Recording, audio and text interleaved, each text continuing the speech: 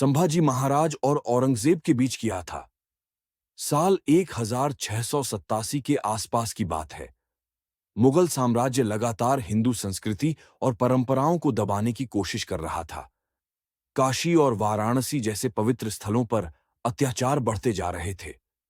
वहां के पंडितों को जबरन धर्म परिवर्तन के लिए मजबूर किया जा रहा था। कई पंडितों को मारा गया, मंदिर तोड़े गए। इन पंडितों ने एक ही नाम याद किया, संभाजी महाराज, और उनका संदेश रायगढ़ तक पहुंचा।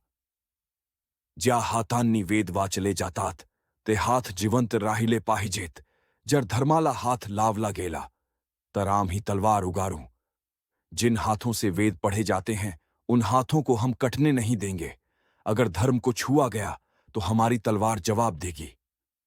संभाजी महाराज ने तुरंत एक गुप्त योजना बनाई।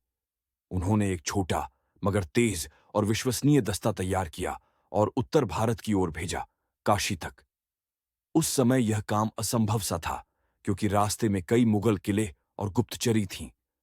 लेकिन संभाजी महाराज की योजना इतनी सटीक थी कि उनके योद्धा रात के अंधेरे में छुपते छुपाते काशी पहुंच गए।